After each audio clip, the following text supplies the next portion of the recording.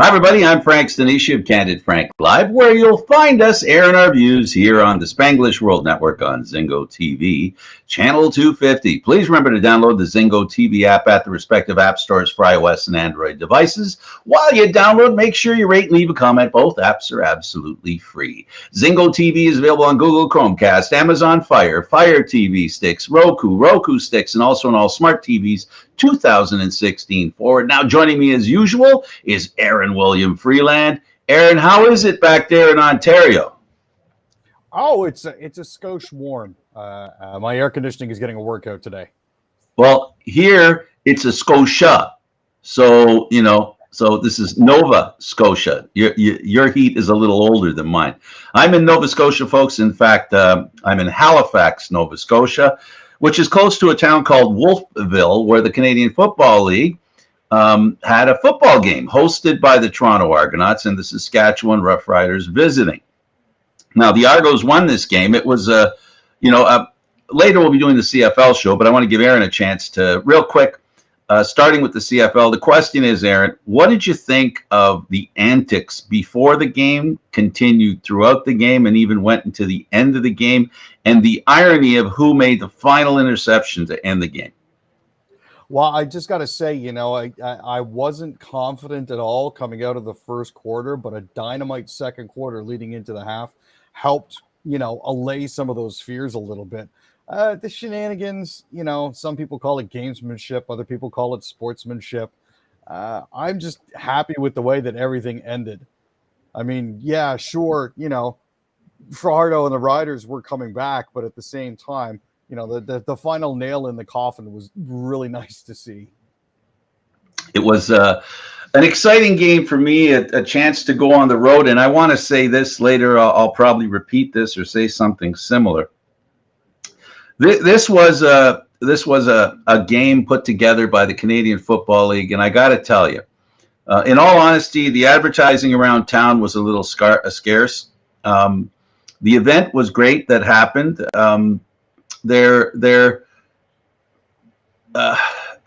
That part wasn't so good. I wouldn't give it an A. I might not even give it a B. No blame to, of course, Halifax. No blame to the Canadian Football League in the sense that this was put together kind of quickly, I think, in my opinion. And I think, to be honest, I think the CFL right now doesn't have the money to do as much as people would hope that they do. Secondarily, the game itself, it wasn't supported by the team that's supposed to be coming here. So the organization, the people, the money that was bringing the team here had no part in that. So it was, from that aspect, it was not as great as one would hope. But once you walked up to the stadium, ease with which people entered the stadium with their tickets and getting into the stadium, it was fantastic. It's well put together. The stadium event was fantastic. They had what looked like an Ottawa Red Blacks mascot, but it was the Axeman mascot who looks just like the one in Ottawa. So it looked kind of strange. The pregame show was amazing. The helicopters were fantastic. The CFL did as good a job as anybody could be. We saw a couple of issues. For example, when some of the penalties were discussed with Toronto, there was some lag, some issues, and I got to tell you, they were having a hard time with Wi-Fi, and those of us in the media know it as much as anybody. But I'll tell you what, the whole thing, I mean this seriously, the event, where the event happened, how everybody got there. Remember, people were over an hour away if they were in Halifax celebrating the event in Halifax. You had to take a 1-hour bus ride or 1-hour drive to a school to drop your car off, which we did on the way. On the way back, I went straight from the bus. So that stuff was organized really well. Required a little bit of patience, a little understanding, but it was fantastic. And then, Aaron, what'd you think of the game? Well, again, like I said, the game was absolutely fantastic. I think the closing was actually the best part. Just watching McManus grab that ball and go almost half the length of the field for a touchdown, then an MBT finding Banks finally in the end zone for a 2-point convert. That was really good to see. And with only 2 minutes left in the game, that's pretty much the nail in the coffin.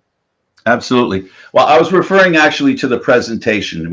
You talked about the game I'm talking about when you watched it on TV. Do you think you lost anything from it not being at a CFL city? I don't. honestly don't think so.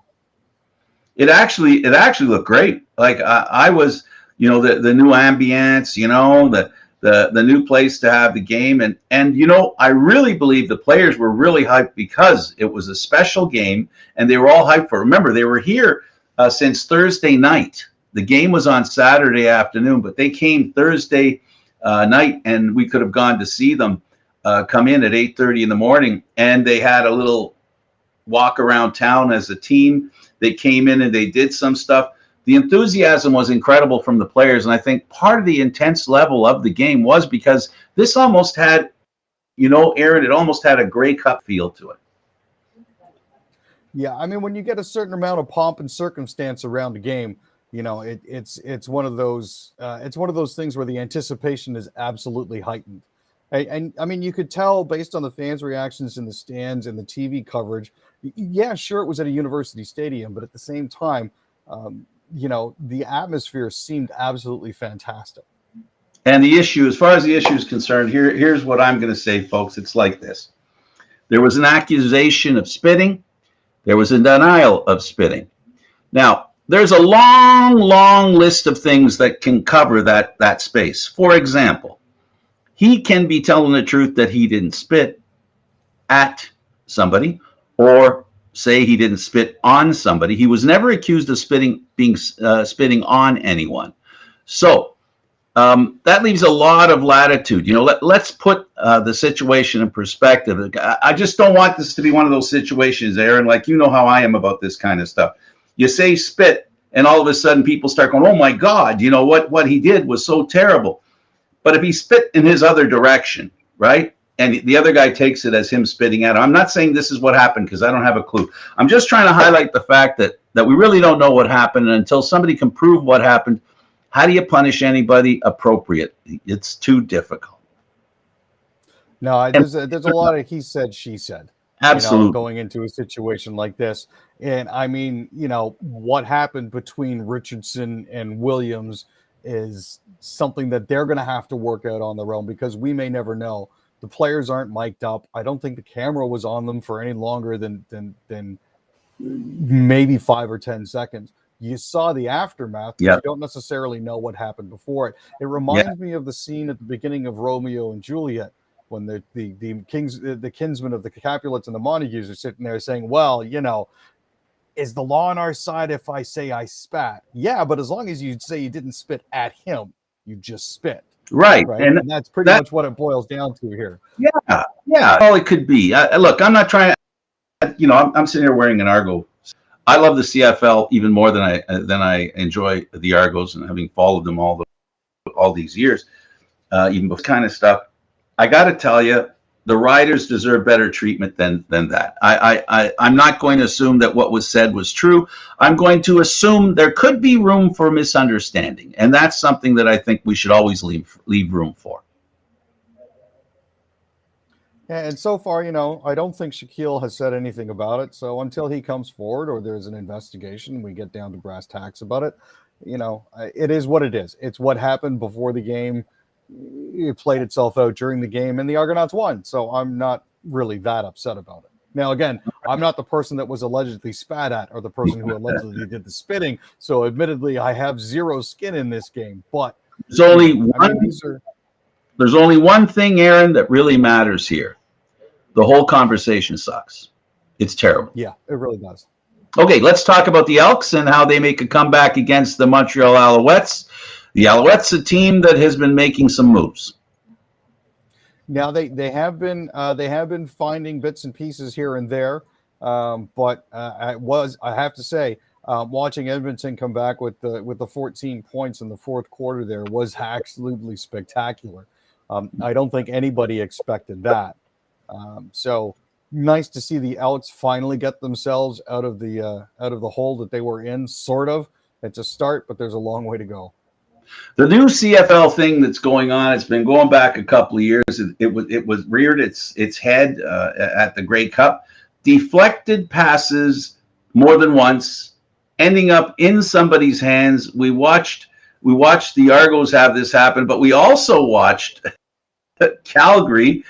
This one was real. Do you know the final opportunity for a touchdown for Calgary? The catch is made, hand on the ground, ball on the hand and arm, ball bounces up, defender lands on defender, defender has it, a double touch too, by the way. It's amazing, these kinds of catches that we're seeing here in the Canadian Football League. It's a good thing these players are paying attention, huh? Definitely. And, I think tips are actually something they actively work on practice. You might be better able to speak to that. I mean, you had an opportunity to see them do that, but. Yeah, well, what happens is that, when it happens, for example, at the Grey Cup, everybody starts paying attention to that kind of stuff. And then everybody knows, don't give up on the ball, and it really, this is something that's been time immemorial, right?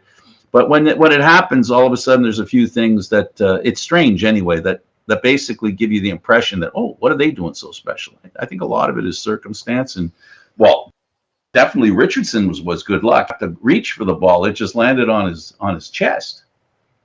Yeah. So, and again, it's putting yourself in a position to succeed, right? Absolutely. So the Bombers looked really good. Caleros looked really good. Levi Williams looked really good too. These are two really good teams. And right now, I think I'll give Calgary a hair over the British Columbia Lions, and the Saskatchewan Roughriders. They could be either fourth or second. And this week, this next game that comes up, where they get to make up for what happened with Toronto, if and when they can get over the COVID thing that they got going on, there's another kick in the old behind that you don't need. No, it's one of those. These things just sort of seem to add up, and when you're down, and this just happens to be their week. So we'll see how they come out of it. Hopefully, not too much damage. The Ticats outlasted the Red Blacks, turned their first win, second win actually. It was finally nice to see them get one on the board. We have fun mocking my friend Mike all the time because he's a diehard Hamilton Ticats fan, but it's nice to finally see them get one, even if it is at Ottawa's expense. It's been a rough couple of years for them. The CFL's looking great. A lot of great, exciting games this weekend. It looked really good, and that's always a good thing. CFL fans, we have a show after this at 9:00. CFL Talk, where David Morisuti and I will continue talking about the Canadian Football League. Let's go over to the National Hockey League. And, of course, the Montreal Canadiens traded Jeff Petrie.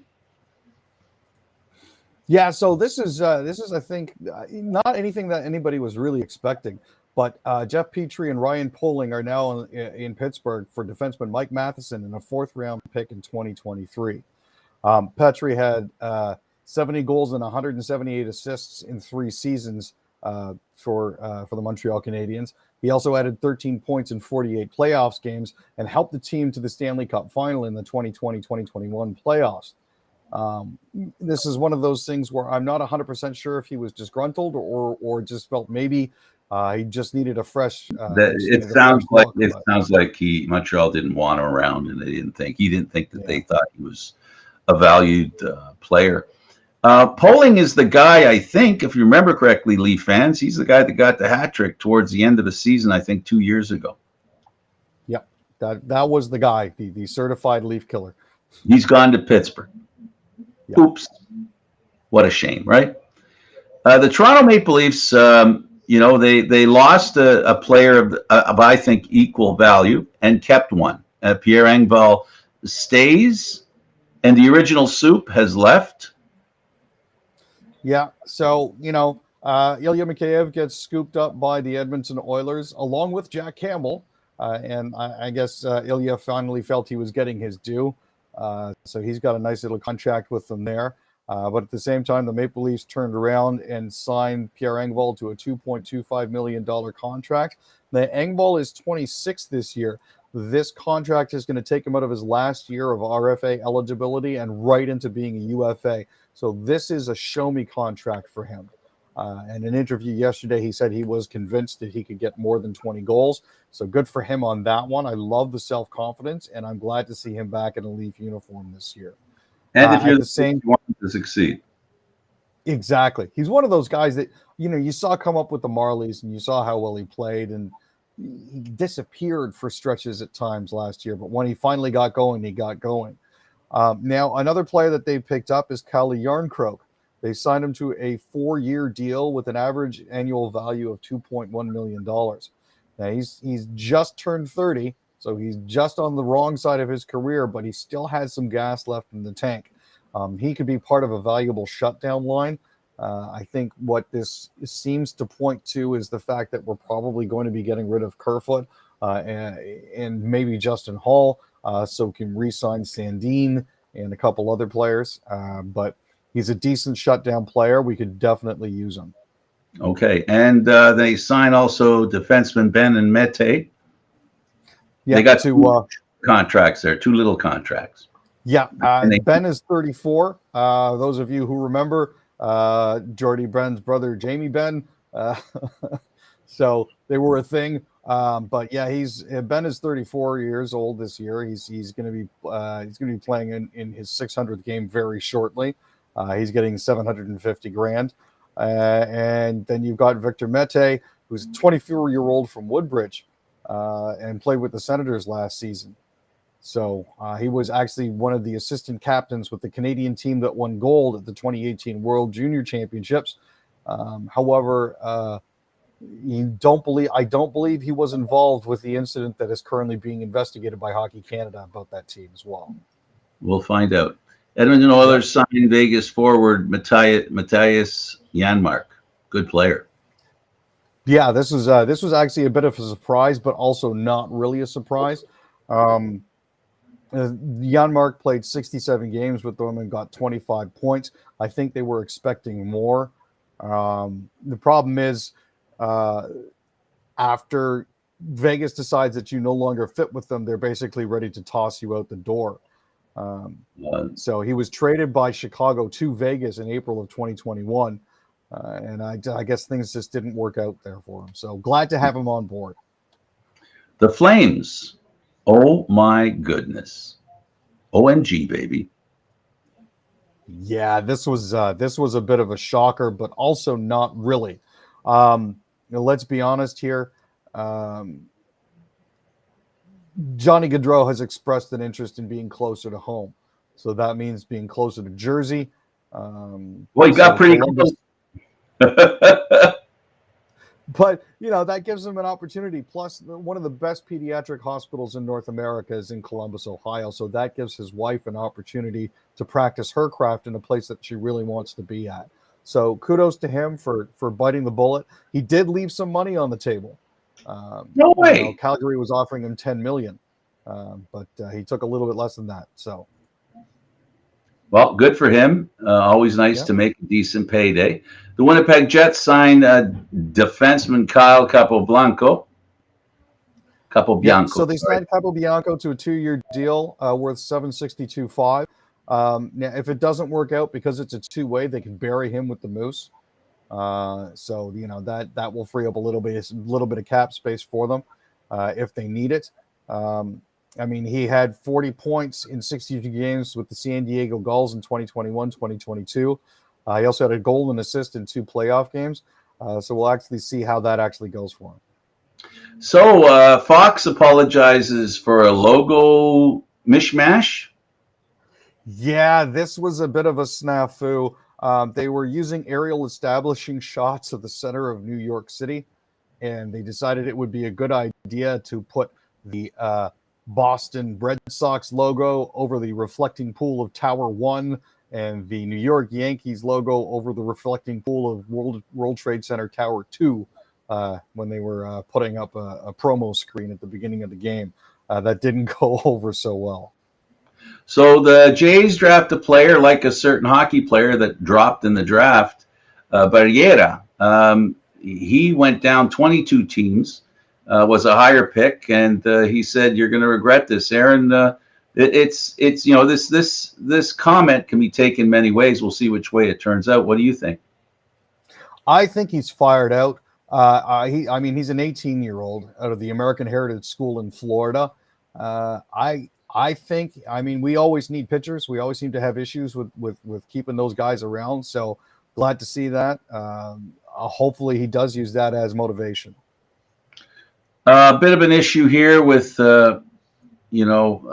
with the Ukraine decision to exempt gas turbines from sanctions. One that the Canadians feel is the right thing to do long term. I guess shipping them to Germany, and Ukraine not liking the idea. Yeah, well, I mean, and it's part of what they need for German infrastructure, So, I mean, it's a tough situation. You do still want to punish Russia, but at the same time, you do still need to help your allies, and Germany is definitely one of those. So, what's that saying? Don't spite your face by cutting your nose. Yeah, exactly. Something like that. But I think that does us for the day, Frank. Yeah, it does. But I'll give you one more. Ottawa exploring criminal reform as Liberal MP tables bill on long-term care neglect. Now, this is something that Kathy Legere saw firsthand and decided that needed to be changed. This is one of those things where change actually needs to happen. So Heidi Fry is trying to take matters into her own hands and is using a private bill in late June called Bill C-295 that would amend Section 215 of the Criminal Code to specifically criminalize owners and managers of long-term care homes for failing to provide the necessaries of life to vulnerable adults. I hope this goes forward because it needs to happen. Absolutely, Aaron. I got to say this. Being in Halifax has been awesome. I stayed with some friends. Kirby, thank you, Frank, and of course his lovely wife, Audrey. Very hospitable. And I had lobster from the East Coast dinner. Really liked it. So thank you for doing this, Aaron. Thank you, Frank. I'm Candid Frank Stanisci. Thank you for watching Candid Frank Live, airing Mondays, Wednesdays, and Fridays at 6 p.m. Today, 6:30 Eastern Time. The show can also be heard on the Spanglish World Radio Network. For Candid Frank Live, other news, entertainment, and sports programming we offer. Please watch it, hear it, read it, download it, and live it here on Spanglish World. See you later, everybody. Ciao for now.